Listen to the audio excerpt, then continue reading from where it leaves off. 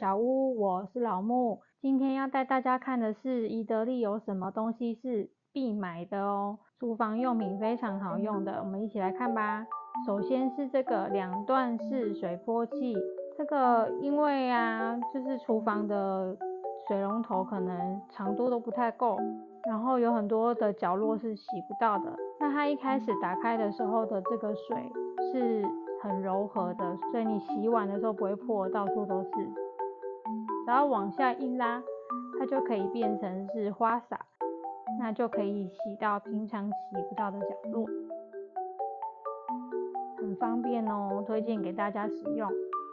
再来是海绵沥水支架，应该没有人喜欢发霉的菜瓜布吧？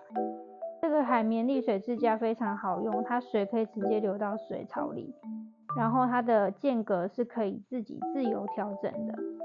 上面呢就是这个木浆棉菜瓜布，它也很好用，是因为不太吸油，也不伤锅具，不容易发霉，推荐给大家使用哦。另外一个是之前大创清洁影片介绍过的1毛清洁刷，它洗缝隙也很好用。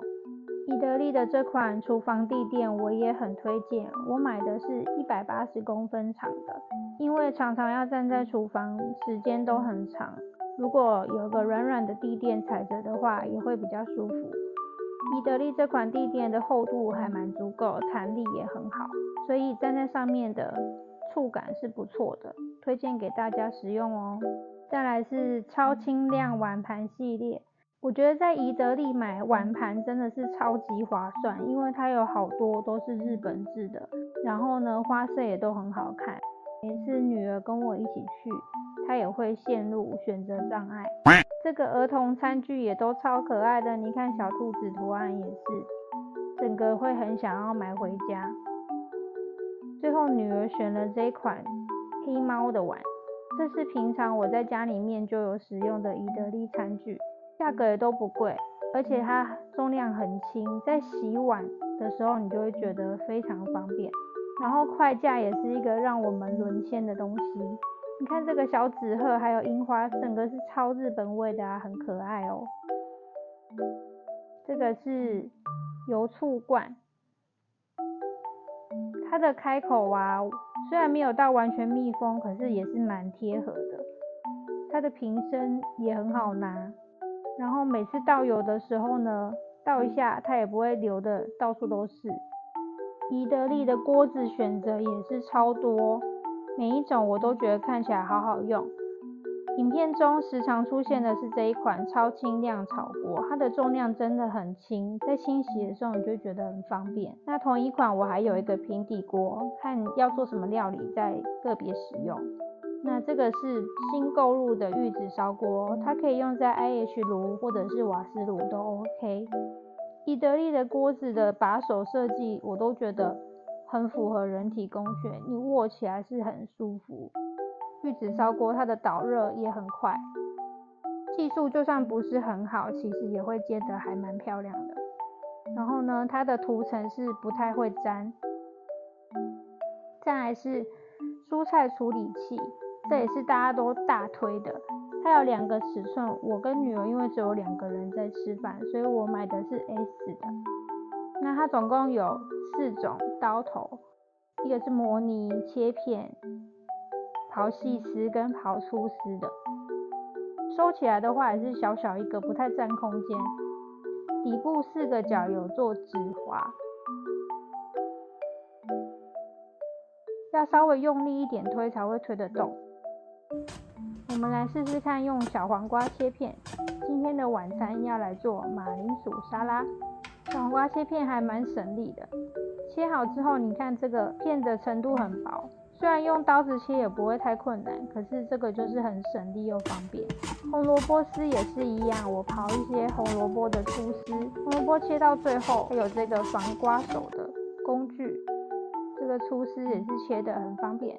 用过红萝卜之后，它会有一些色素的残留是正常的哦，下一次再把它用过碳酸钠泡过就可以了。再来要抹一些姜泥，今天的晚餐主菜是姜汁烧肉，也是我女儿非常爱的一道菜。这这款模拟器呢，它不太会卡在那个洞洞上面，稍微敲一敲就可以弄得很干净了。这款不锈钢碗也是之前我的影片中常常出现的工具，因为它的深度够深，宽度够宽，要做一些凉拌的东西都很方便。马铃薯沙拉把刚才的小黄瓜还有红萝卜都加进去，加上沙拉，做一些简单的调味就会很好吃咯。用对的工具就可以节省很多时间呢。再来要炒姜汁烧肉，先将洋葱下锅炒。刚刚介绍过的这款超轻量的炒锅，它的导热速度也是很快的，所以火不要开太大哦。我都会这样，想要一锅到底，所以都拨到边边去炒肉。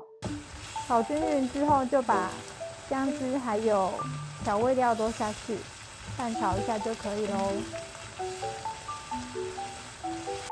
讲讲晚餐就做好啦，是不是非常快速呢？用对的工具真的就可以节省很多时间哦。再来是厨余用垃圾袋支架，它可以收成扁扁的，要使用的时候再把它打开来，用平常收集的塑胶袋当做厨余的袋子，套上去就比较不会怕厨余袋东倒西歪，汤汁流的到处都是哦。厨用吸水垫也很方便，因为厨房空间台面不大的关系，不想要放一个沥水架在旁边，所以我就会用这个吸水垫来放一些比较不好放的大锅子啊，或者是像砧板，洗好的时候快速的放在上面让它吸水，然后搭配刚才的这个厨余用垃圾袋支架，就可以把杯子也放上去咯，是不是很方便啊？不使用的时候只要晾干，然后挂起来就好了，都不占空间。最后呢是雷物分享，这款隔热垫呢，我之前是觉得它的造型很简单，就买回家用，结果呢用没有多久它就呼呼起了，所以实在是很麻烦，每次擦桌子就会发现一堆屑，最后就被我扔了。那我比较推荐的是 IKEA 的这一款，材质是软木垫材质，但是它比较耐用，比较厚，分享给大家。第二个雷物是这个扫把，其实它也没有到非常雷啦，就是因为我跟女儿因为长头发的关系，所以这个扫把上面都会缠住超多我们的头发，但是它扫灰尘是好用的，所以最后就被我打入冷宫，送到阳台去扫灰尘了。以上就是这次老木整理的宜得利好物与雷物分享，希望可以帮助得到你们，我们下次见哦，拜拜。